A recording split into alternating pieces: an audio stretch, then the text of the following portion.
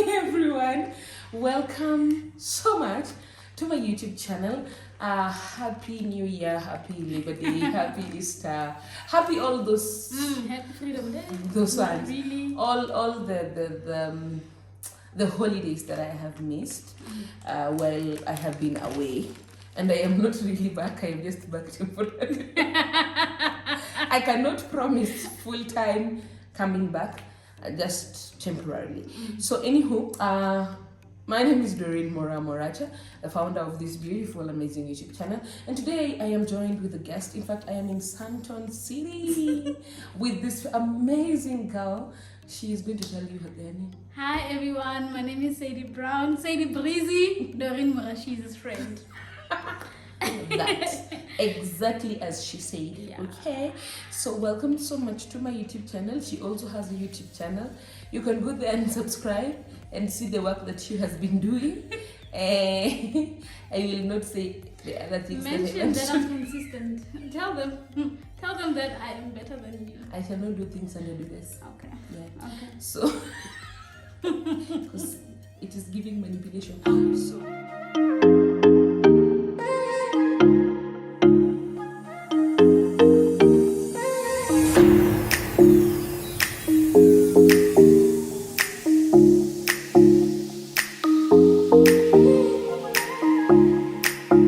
today we really don't have things to talk about, but we are here talking about something. So Saidy is from South Africa. I am from Kenya. We are both YouTubers. No, we used to be very great YouTubers, and then the wave of deadbeatism hit us. Yes. Now we are just cruising nicely. But however, we also create content on our personal social media spaces. So you can follow us there. There we're very consistent. We create nice videos on TikTok. She's not a TikToker, Yeah. but you can follow her on Instagram. She's verified. I A am. verified babe. On the tick. The blue check. So, and it's not like paid for. No. No. Organic blue tick. So, Saidy, you. I want you to tell us about you first Yes. and your content creation. Yeah. And why you're a content creator. Like, what do you do? Are you an influencer? So I am an activist. I'm an HIV activist, and I've been using social media to destigmatize HIV. And I think people just follow me because of that content. I mean, not really, but most people follow me because of that content. Yeah. And that is how I've gotten to like create content. I don't really think I'm an influencer. I just happen to create content about life and living with HIV mostly. Okay.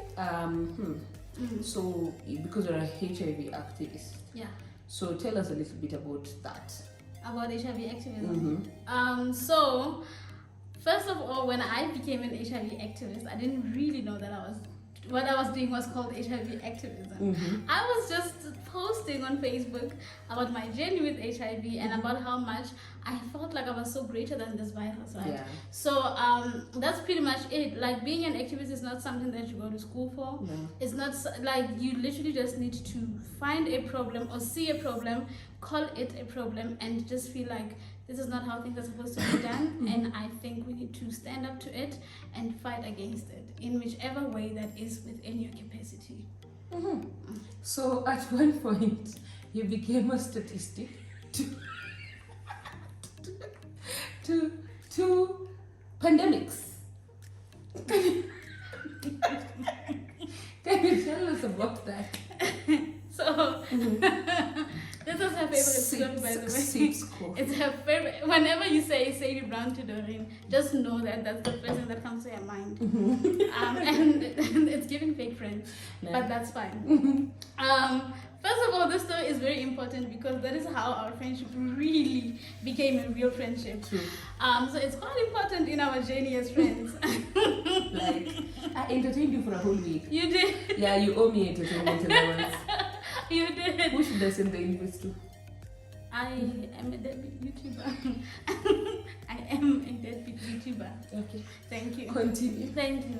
So as we all know, I'm living with HIV, right? And because of the work that we do, we will go to things like conferences and stuff. So this, it was in 2021. Yeah, 2021. Yeah, December we went to Durban. Durban is my favorite city so far. Yes, it is. She knows why. She will give you guys a story time one day about Durban, 2021 specifically. Anyway, we went to Durban. We were very excited about the week. Her being the content creator that she is, she had content lined up for you guys with me. She was just like, Saidy, we're going to make so many TikToks. We're going to make so many YouTube videos. We got there on a Saturday. We chilled all day. Sunday, we went for our first day at this conference. I don't know if you should mention it. Yeah, because I'm the influencer. Yes. We were going to ICASA in 2021. So, first day at the pre-conference, we went there. I was actually, we were both speakers, right? Yeah, you were speaking at the pre-conference, I was moderating. Yes. And then afterwards, we had to test for COVID because it was during the time when COVID was at its peak. Tell me why. Explain to me why my results came back positive. Sips coffee. And now the thing is, I was so confused. We all were. I was so confused at the fact that my results were being stamped in red. And I'm like, why red? And then I read and it's like positive. And yeah, it was just, I don't know. How did that make you feel? Because she's the first person I called, by the way, to break this news to. So, how did it feel to be my next of kin? Let me tell you. So I'm coming, and I'm seeing you seated somewhere, very isolated, and the rest of the people are just moving around. I'm like, I was isolated. These people are stigmatizing this guy. The girl greater than HIV is facing stigma Right at an there. international conference that deals with AIDS and STIs in Africa. Mm. And then I ask you what is happening. Like, did you get tired and decide to sit here? No, Chomi. Yeah. So they just told me I have COVID. And then I was like, so you see the previous day me and you had like chilled the whole day. Yes. So I'm like, so that means technically if we do contact tracing, I have COVID. Yes. And then I think I asked the site manager, what happens? Like I asked him very hypothetically, what happens if somebody tests positive? You didn't say it was you. No. Okay. I told him what happens if technically somebody tests positive for COVID. He's like, you come and tell me, and then we send them to isolation. They can be sent to isolation South African conference or a South African hospital, but South African's hospital not that nice. Yeah. But the conference had partnered with some hospitals. Yes. Like they had anticipated this might happen. Yeah. And then I was like, so he asked me, are you the one who is? I'm like, it's not me. I'm just asking. And then he was like, oh, that's your friend seated over there. Like, why are you not together? I'm like, they have said isolation, social distancing and whatnot. So she's keeping her distance. Isolating. She's being isolated. So I was like, I felt so destabilized. I was like, I had a plan, guys. That was her own thing. The thing about this girl is that she didn't even say to me, how are you feeling? Everything she kept, every time she was like, Saidy, every day it was Saidy, I had plans with you in Durban. What do you mean you're still in the room? Every day it was Saidy, please get out of that room. Saidy, you're okay. How are you feeling today? Get out, we have plans. You know, the thing is, I hope it was not like that. You know? Yes, it was. So, I just felt you should just have gotten out of that room. Just walk by the beach. I mean, it's the beach, it's an open space. It's not like you're going to a closed space. I mean, the fact that you just kept watching the beach from your hotel window, I should have come with a boombox down there and be like, Saidy, bro! Because, that was a hectic time. Yes, it was. Very hectic. Anywho, So this video is 2 years old. Yes. Like for context, this video was supposed to be done in December 2021. It is now happening in April of 2020. The irony of this thing is that I'm talking about my COVID story and I keep coughing. That's the irony of this video. I don't know what to say. I'm not saying anything actually. I'm just pointing out the irony of what's going on right now. That's all. Hi, Botch. Saidy Brown. So anyhow, that is what happened. You became a statistic to 2 pandemics. I did. Sadly. And then now you are listed in both data, according to WHO. Yes. Yes. WHO, when they do a study of people who are living with HIV like, and one. who got COVID, Yeah, research case, you are a full case study. Yes, so they're just going to be like, so tell us, how did you heal from this? Like, did your immunity get compromised? Did your viral load go up? You know how white people are. Yes. I thought you were the one asking me. No! I was like... That is what happens when you become the case study. Yes. So one day you are data, you know right now you're data. so when we say, putting the face... When you guys say, statistics say, you're talking about me. Exactly. According to the WHO, she's talking about me. And when advocates say, we don't want numbers, we want people. And that's me. Here is the face, not a number. A whole person. So, which is actually a good thing. So one day, please, when they decide to research on you, because people who are researched on a paid good money, remember that we have a trip to the Bahamas. Okay. I'm just Okay. ensuring that when you secure the bag, Where are you going? we have a plan. Where are you going? No, when they pay you the money, they will come. Yeah, I'll take capitalizing of my pay. Of my near-death experience. Yeah, no. This is the thing they're paying you for. You see? So, we have a trip to the Bahamas. Yes. Maldives is also there, and Bora Bora. Okay. So just that.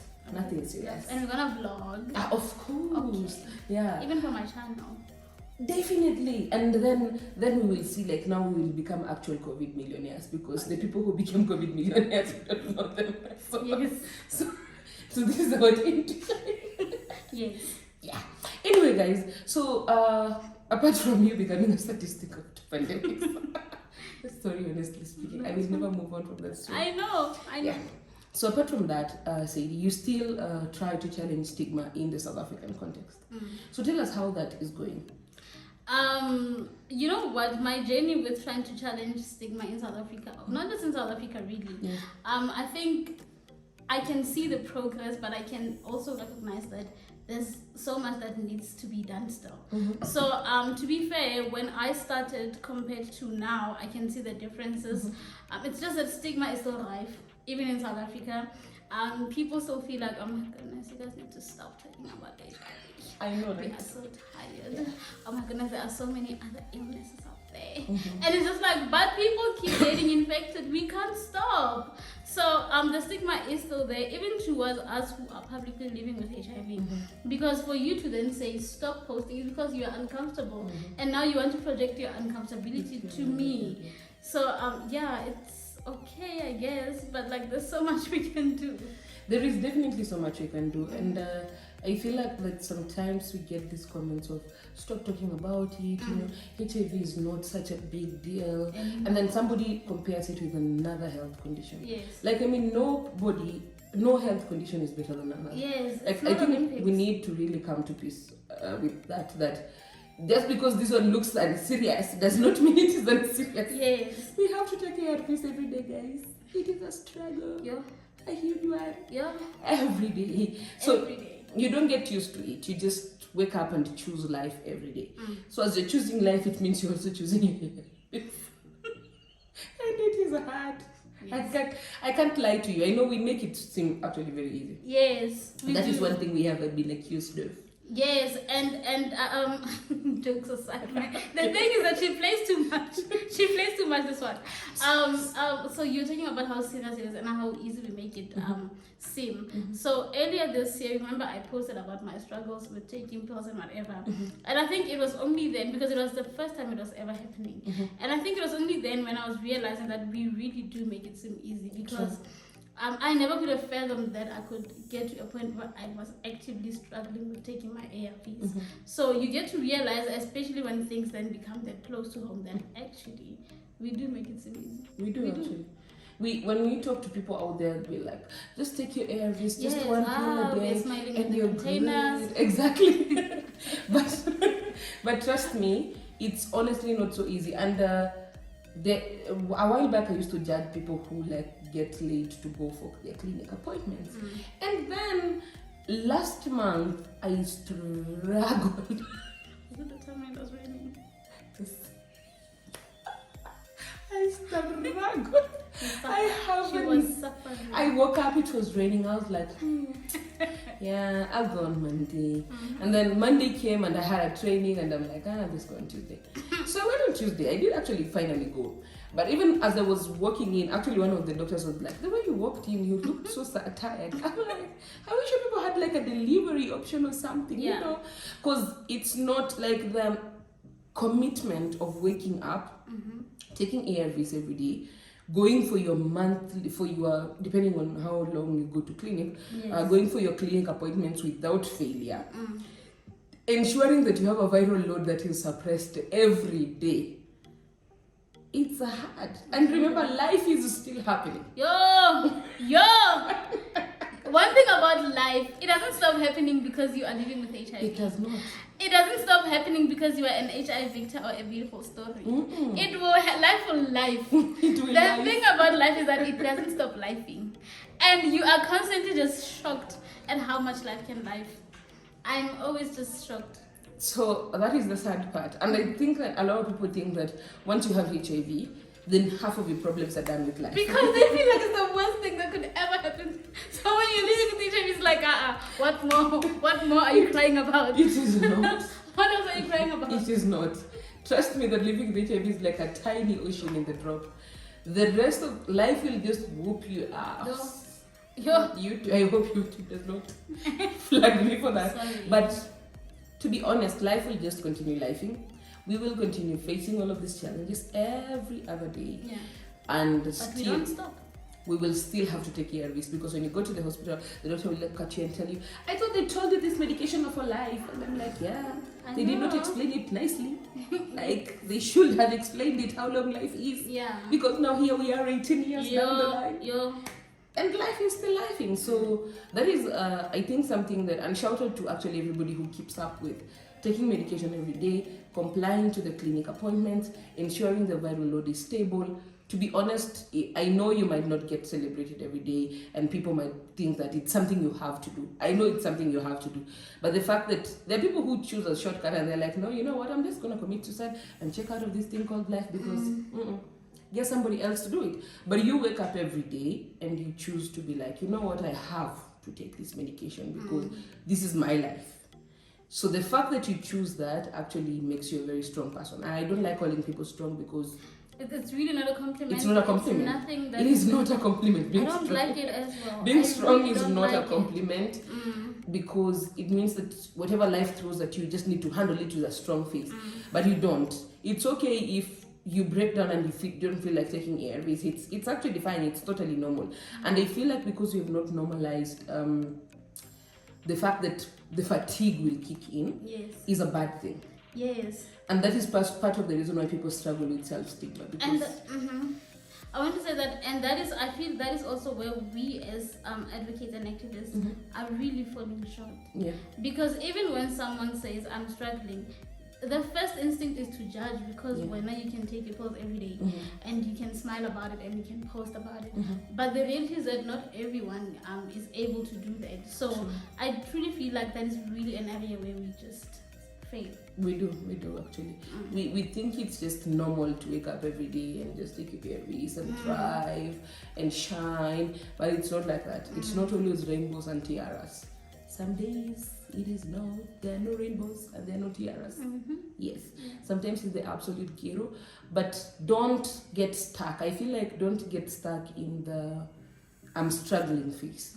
Like you can't struggle, yes, that is okay, that's acceptable, but don't get stuck in the struggle phase. But sometimes we can't get out.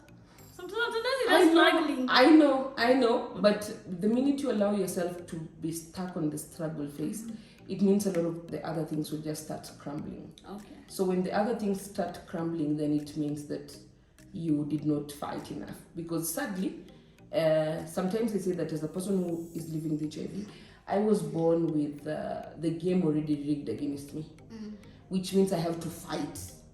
Even if I don't want to fight, even on days when I don't want to wake up and fight, I have to, because that is how the game was.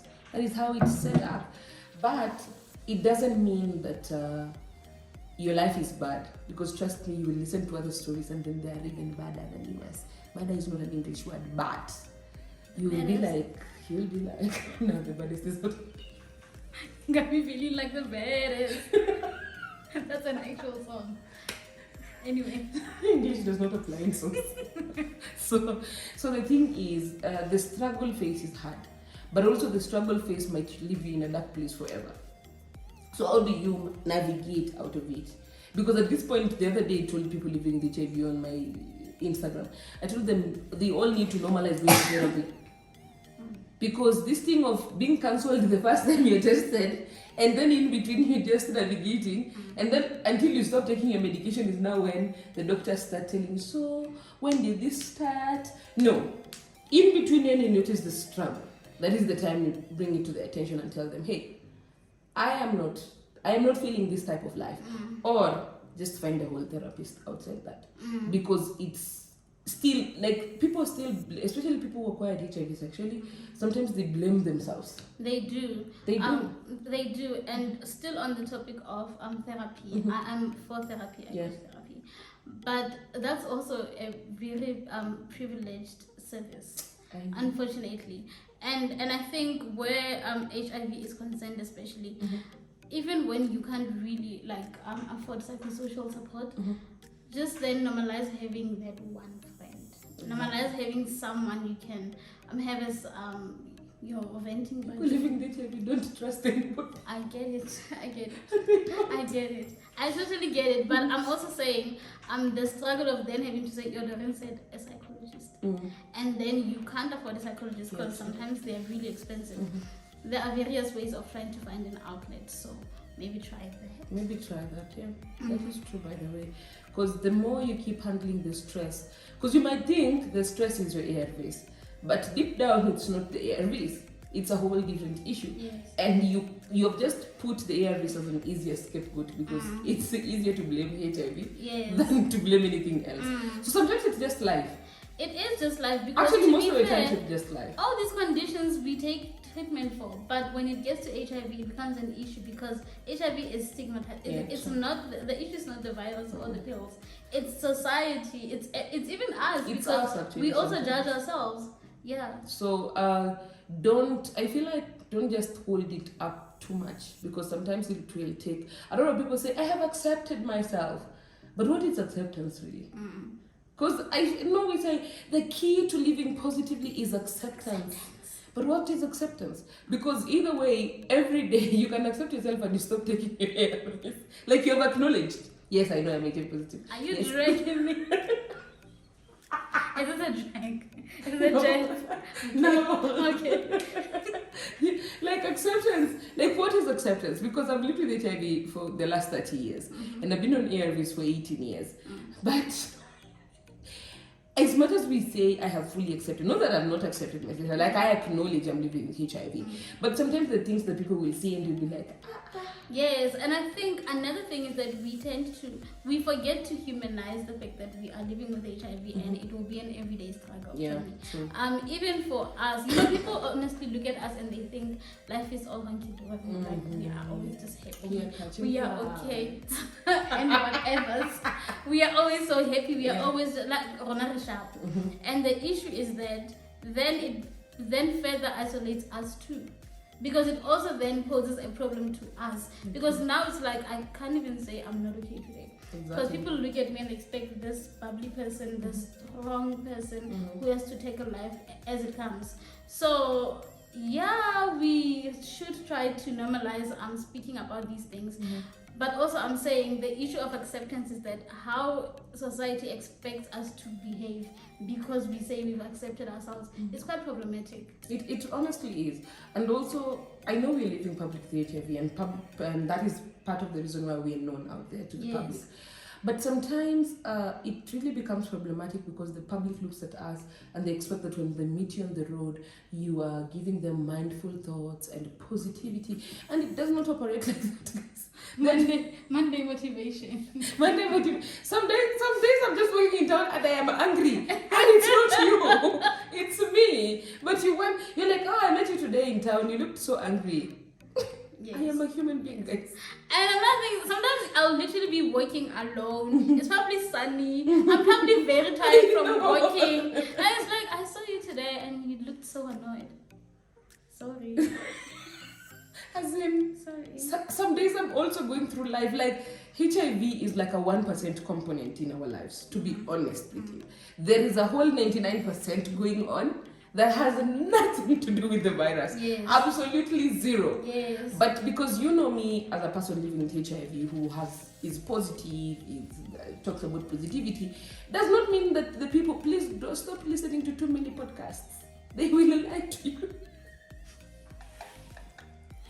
No, on a practical level, sometimes you don't need the positivity. Sometimes you just need to stay in bed. No. Sometimes you don't even want to listen to anything. Exactly. So, all I'm trying to say is, let us just keep going. Like for people living with HIV, especially if you're struggling a lot with either taking your drugs, with facing life, with maybe relationships, because now young people are so stressed about relationships. So, no, for real, they are. Like they get rejected. They're like, oh, everybody's leaving me. Why? They're leaving me. Nobody wants me. I get it. Yeah. No. This is why I tell you people, date more people. You don't listen. I should start a relationship. I think you should. Right? I think you should. Yes, date more people. I don't mean sleep with them. I just mean what's wrong with sleeping? No, be on multiple. You know, this is the thing. Maybe some people don't want soul ties. So be on talking stages with 7 people. All of these 7 people now. You want to tell me? What's wrong with sleeping? Okay. What's wrong with Don't have sex with them. What's wrong with having sex? That's what. This is the thing. No, because you keep insisting on the sleeping part. You know, sleeping can be just sleeping. No. I am speaking about sex. The thing is, Chomi, some people don't want to have the sex. Some people might have the sex without disclosing. Yes. Lack of disclosure is equals to problems. I hear you, Chomi. That's why I tell people, especially for positive people, Chomi, there is stigma. There is. This person will find out you had sex with them, you did not tell them. Yes. In our country, there is a law. Due to lack of disclosure, they can actually sue you. So I should pick my words because I'm on a Kenyan YouTube channel. Yes. Okay. So I'm speaking from my country context. Yes. There is a law. As much as I believe strongly that prevention is a two-way traffic. It is. That's why I tell most people living with HIV, for the avoidance of stigma, just hold on the sleeping with them first before you figure out, can I disclose to them or not? If you can't, cut them off without the sleeping part. That way it does, because Chomi, I have seen people drag people on Twitter because of that. I get you, Chomi, but okay, besides me being this person, I just want to know one thing. Do you honestly think it's realistic do you honestly believe that if you tell people to hold off on sleeping that they won't go ahead and sleep with whoever they want? I know they will go ahead and sleep with whoever. I'm just trying to save their lives. Yes, because GBV is real. People get beaten up, people get killed. In my country, so many people have faced, especially women, they faced femicide. Here too. And do you know what is usually blamed? HIV. Okay. Like, there's a boy who asked his campus girlfriend to death, and he said that the girl had infected her with HIV, and she did not tell him. So sometimes, they will hear a rumor. You have not even infected them. They will hear a rumor, this girl is living with HIV, and then they will come and beat you up. Okay. So I know beating you, it is not your fault because this person should also have used a condom, right? Yes. But the thing is, to avoid this kind of things happening, ensure that you you weigh the sense of these 7 people.